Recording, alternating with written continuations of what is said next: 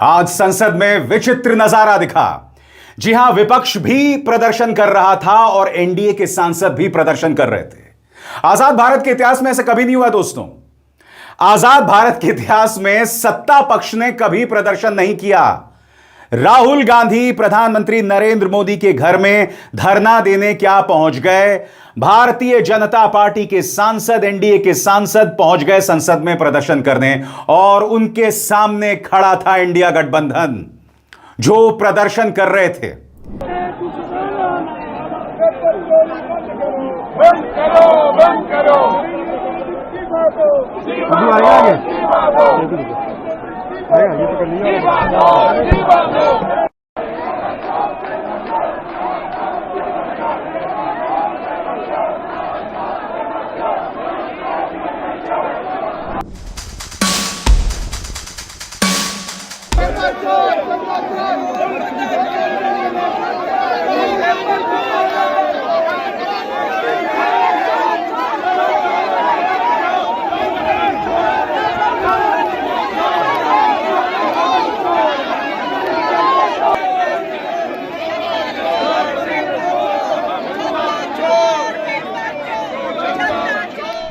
इस वक्त मामला बहुत दिलचस्प हो गया है दोस्तों।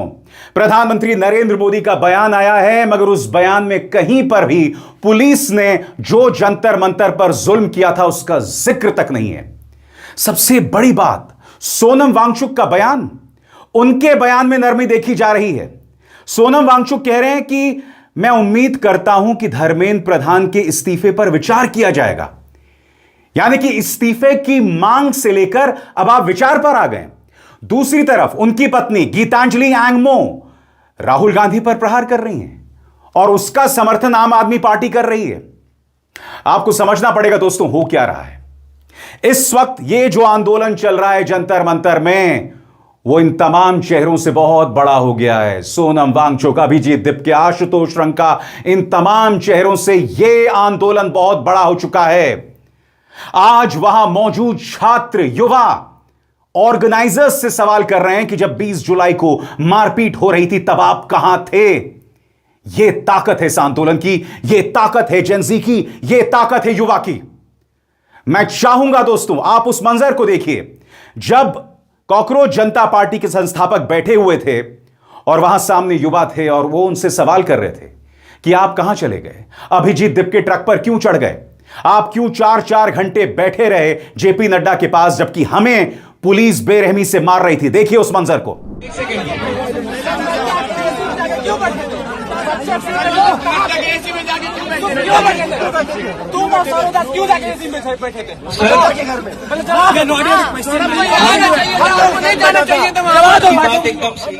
दोस्तों ये वीडियो दिखाने का मकसद ये नहीं था कि मैं अभिजीत दिपके या कॉकरोच जनता पार्टी के जो ऑर्गेनाइजर्स हैं उन पर सवाल उठा रहा हूं, मगर कुछ सवाल जरूर उठ रहे हैं, खासतौर से जिस तरह से सोनम वांगचुक के रुख में नरमी आई है जिसकी मैं चर्चा करूंगा। मगर सबसे पहले दोस्तों प्रधानमंत्री नरेंद्र मोदी के इस बयान पर गौर कीजिए। प्रधानमंत्री अब भी हकीकत से कोसों दूर हैं। प्रधानमंत्री क्या कह रहे हैं इस पर गौर फरमाइए। देश के युवाओं का हित और उनका भविष्य हमारी सर्वोच्च प्राथमिकता है। पेपर लीक के सभी मामलों में दोषियों को जल्द से जल्द कठोर दंड देने के लिए केस के त्वरित निस्तारण के लिए फास्ट ट्रैक कोर्ट्स का गठन किया जाएगा। इस संबंध में निर्देश दे दिए गए हैं कि संबंधित विभाग आवश्यक कार्रवाई तय करें। विद्यार्थियों के हितों को सुरक्षित करने के लिए सरकार द्वारा लिए जा रहे फैसलों की श्रृंखला में यह एक महत्वपूर्ण कदम है। युवाओं के भविष्य के साथ खिलवाड़ करने वाले किसी भी व्यक्ति को बख्शा नहीं जाएगा। राहुल गांधी ने इसका करारा जवाब दिया है, मगर मैं एक सवाल पूछना चाहता हूं। सब ये कह रहे हैं धर्मेंद्र प्रधान का इस्तीफा कब होगा। प्रधानमंत्री उस पर खामोश हैं, कह रहे हैं कि युवाओं के भविष्य के साथ जो खिलवाड़ कर रहा है उस पर कड़ी कार्रवाई होगी। प्रधानमंत्री 2 पेपर लीक्स हो गए हैं, 2 पेपर लीक्स, और अब जाकर आप ये बात कह रहे हैं। सुनिए राहुल गांधी ने क्या कहा। आपने ही हमारे युवाओं के भविष्य को सबसे ज्यादा नुकसान पहुंचाया है। आपने न सिर्फ हमारी एजुकेशन सिस्टम पर पूरा कब्जा होने और उसे बर्बाद होने दिया, उसे बढ़ावा भी दिया और उसके जिम्मेदार हर व्यक्ति को संरक्षण दिया। छात्रों की मांगें साफ हैं। धर्मेंद्र प्रधान को पद से हटाएं, छात्रों से माफी मांगे, छात्रों के साथ हिंसा करने वालों के खिलाफ कार्रवाई करें। एंड अफसोस की बात, प्रधानमंत्री इस पर खामोश हैं। यह सवाल प्रियंका गांधी वाड्रा भी पूछ रही हैं। सुनिए किस तरह से उन्होंने करारा प्रहार किया प्रधानमंत्री नरेंद्र मोदी के इस बयान पर। देखिए, ये तो वही बात हो गई ना कि बच्चा कह रहा है कि पापा मैं डिजाइनर बनना चाह रहा हूँ, और पापा कह रहे हैं कोई बात नहीं बेटा, फिक्र मत करो, मैंने तेरी सेटिंग करके इंजीनियरिंग कॉलेज में एडमिशन करा दिया है। प्रॉब्लम एक है, बच्चा कुछ कह रहा है, आप कुछ और कह रहे हो। नेता है, नेतृत्व दिखाने का समय आ गया है, नेतृत्व दिखाएं। बच्चे कुछ कह रहे हैं, पहले उनकी बात सुने, उनकी मांगे क्या है। स्पष्ट मांगे हैं, धर्मेंद्र प्रधान रिजाइन करे। दूसरा कि जितने भी जिन्होंने इनको मारा है, पीटा है, उन पे कार्रवाई हो। तीसरी इनकी डिमांड, जितनी भी डिमांड है इनको पहले आप फुलफिल करो ना, इतना मुश्किल नहीं है। सिस्टम में भरोसा टूट गया है, बच्चों का, स्टूडेंट्स का भरोसा टूट गया है।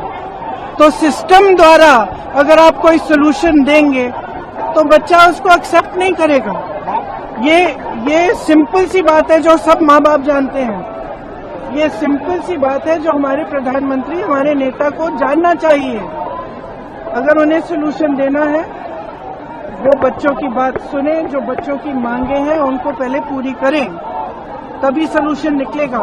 जब भरोसा है ही नहीं तो आप कह रहे हो कि वही सिस्टम जांच करेगा। वही नहीं, वो सुनी नहीं रही है ना, सुनी नहीं रही। कभी कभी समय आ जाता है जब नेता को अपना भय भी दूर करके जनता की बात सुननी पड़ेगी।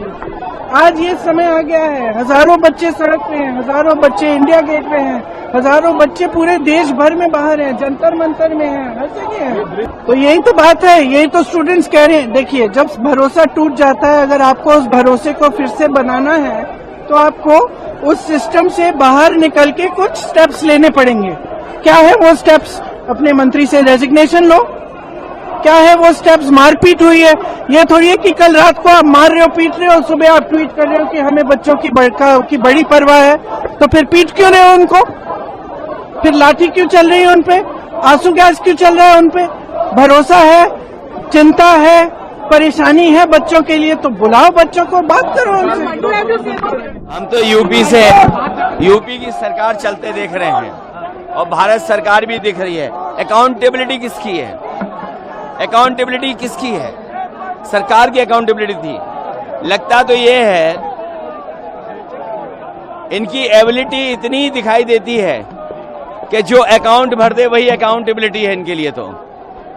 और ये तो यूपी में बहुत करीब से हम लोग देख रहे हैं। क्या है अकाउंटेबिलिटी? जो एबिलिटी से अकाउंट भर दे वही एबिलिटी लग रहा है इनकी तो, अकाउंटेबिलिटी।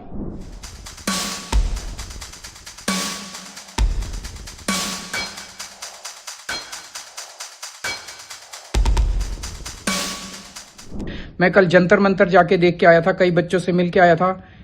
एक शब्द नहीं बोला उनकी सिंपैथी के लिए आपने।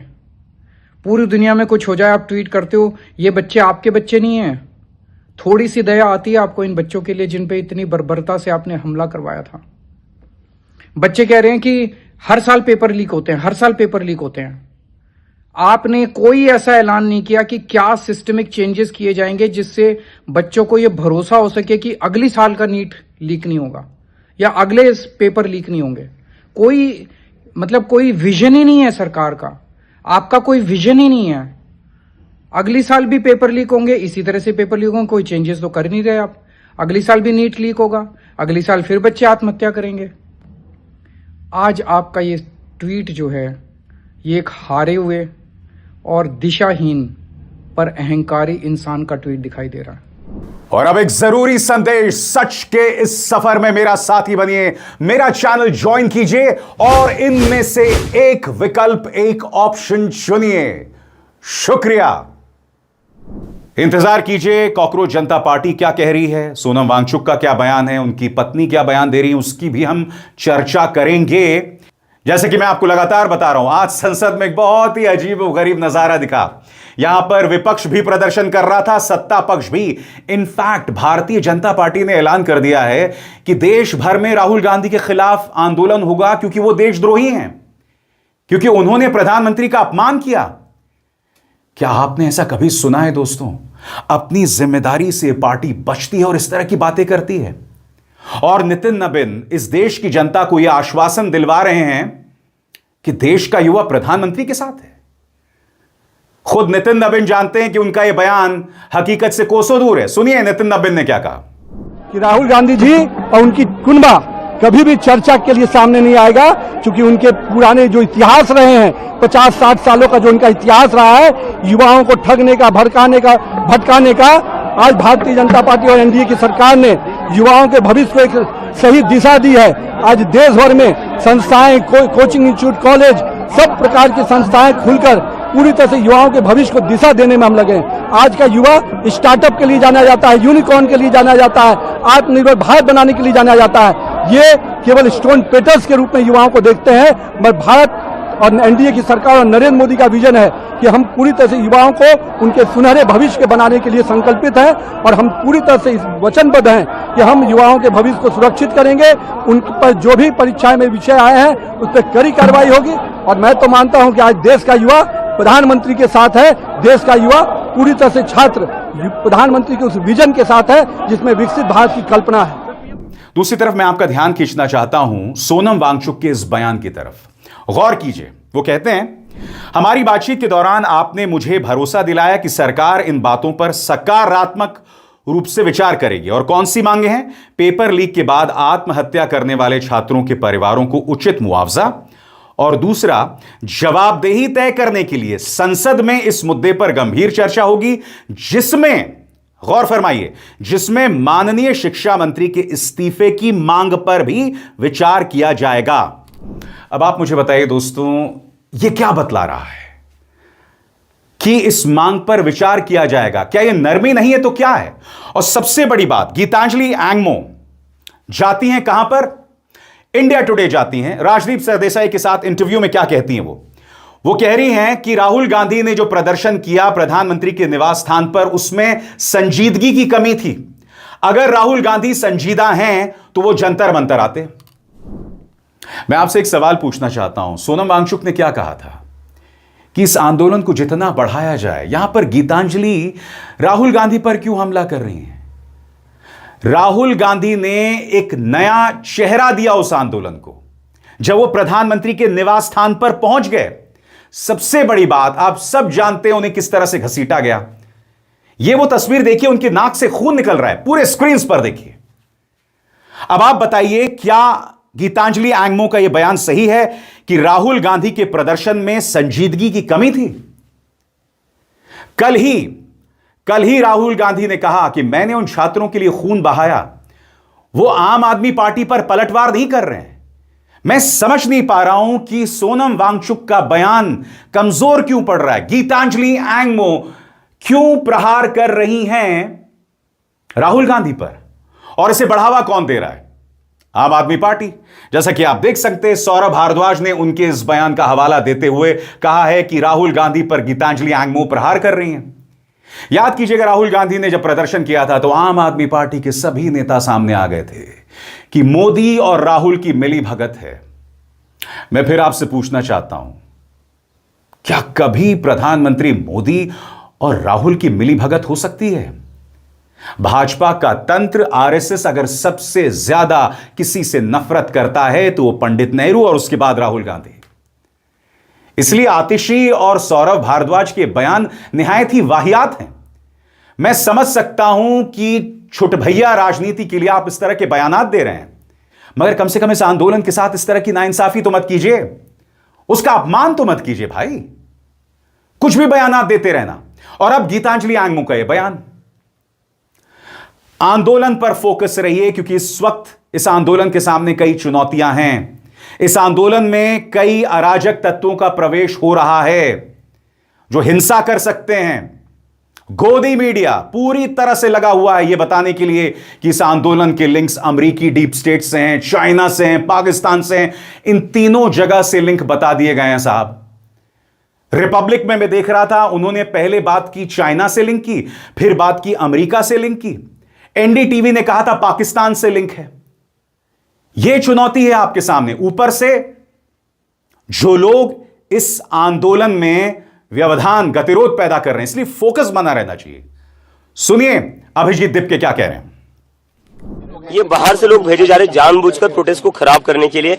हम यहाँ पर 1 महीने से बैठे हुए थे, 1 महीने में ऐसी कोई वारदात नहीं हुई। लेकिन अब क्या हो रहा है, जैसे ये प्रोटेस्ट बड़ा हो गया है तो ये बाहर से गुंडे भेजे जा रहे हैं बीजेपी द्वारा जानबूझकर लोगों को उकसाने के लिए। और यही लोग हैं जो पथराव कर रहे हैं बीजेपी के। पुलिस यहाँ पर पत्थरों के ट्रक लाकर रखती है, बीजेपी के गुंडे आते हैं, वो पत्थरबाजी करते हैं और फिर कॉकरोच जनता पार्टी के लोगों को बदनाम करते हैं। अभिजीत दिप्के ने सोनम वांगचुक से यह भी अपील की कि आप अपना आमरण अनशन खत्म करते हैं। और मुझे लगता है दोस्तों, अब जबकि सोनम वांगचुक के रवैये में नरमी आ गई है, तो हो सकता है अगर संसद में चर्चा हो जाए तो वो अपना आंदोलन भी खत्म कर सकते हैं। सुनिए क्या कह रहे हैं अभिजीत दिप्के। जो लाठी चार्ज हुआ है उस पर मैं बोल चुका हूँ, इट वॉज वेरी ब्रूटल। और जिन पुलिस ऑफिसर्स ने ये करा है उनको लेकर हम कोर्ट में जाएंगे। और हमारे प्रोटेस्ट का आज 34th डे है। सोनम सर की हंगर स्ट्राइक जारी है। आज उनकी हंगर स्ट्राइक का 26th डे है। तो जब तक हमारी डिमांड्स नहीं होती, डिमांड्स पूरी नहीं होती, तब तक हमारा प्रोटेस्ट जारी रहेगा। But we are requesting Sonam sir to end his hunger strike because we can not afford to lose his life. दोस्तों, मैं उन पत्रकारों में से नहीं हूं जो अभिजीत दिप्के के फलाने से ढिमकाने से लिंक पर बात करूं। अगर इस आंदोलन के पीछे आम आदमी पार्टी भी है या कोई भी पॉलिटिकल पार्टी है तो यह गुनाह नहीं है। मगर यह जो गोदी मीडिया कहता है कि साहब चाइना से लिंक है, देशद्रोही हैं, टाइम्स नाउ में मनोज मुंतशिर आके प्रदर्शनकारियों को देशद्रोही बताता है और फिर इसी टाइम्स नाउ के इस रिपोर्टर की पिटाई होती है। अब आप मुझे बताइए दोस्तों, ये रिपोर्टर पहुंच रहे हैं ईमानदारी से अपनी रिपोर्टिंग कर दें, प्रदर्शनकारी उन्हें मार रहे हैं, मगर प्राइम टाइम में क्या हो रहा है? आपके चैनल्स क्या कर रहे हैं? आपके चैनल्स लगातार इन प्रदर्शनकारियों को बदनाम कर रहे हैं। मैं सवाल पूछना चाहता हूं गोदी मीडिया से, जो जुल्म हुआ प्रदर्शनकारियों पर, जिस पुलिस वाले ने एक छात्रा के पीछे डंडा घुसाया, तुमने यह तस्वीर दिखाई? जब डीसीपी लांबा ने एक छात्रा को थप्पड़ मारा, तुमने यह तस्वीर दिखाई? जब एक 10 साल के बच्चे को थप्पड़ मारा जा रहा था, तुमने क्या यह तस्वीर दिखाई? लहूलुहान चेहरे थे। कितने पुलिस वालों के चेहरे तुमने लहूलुहान देखे बताओ? तुमने ये तस्वीरें दिखाई और फिर तुम बदनाम करते हो इस आंदोलन को। और फिर जब तुम्हारे रिपोर्टर्स जाते हैं तो फिर उन पर रिएक्शन होता है, जो मेरे हिसाब से गलत है। प्रदर्शनकारियों को एक महीन लाइन ड्रॉ करनी पड़ेगी रिपोर्टर्स और एंकर्स के बीच, या रिपोर्टर्स या इन चैनल के वाहियात संपादकों के बीच। और अगर वो भी जमीन पर आ जाएं तो उनके साथ भी हिंसा नहीं होनी चाहिए। इस देश की ताकत रही है सत्याग्रह। यह सत्याग्रह ऐसी चीज है जो महात्मा गांधी का सबसे मजबूत हथियार था, और यह सत्याग्रह ऐसी चीज है जिससे Nelson Mandela, Barack Obama, Malcolm X, सब, मार्टिन लूथर किंग, सब इंस्पायर हुए थे। इसका साथ मत छोड़िए दोस्तों, मुद्दे पे रहिए, फोकस रहिए, अराजकता मत मचाइए। अविसार शर्मा को दीजिए इजाजत। नमस्कार।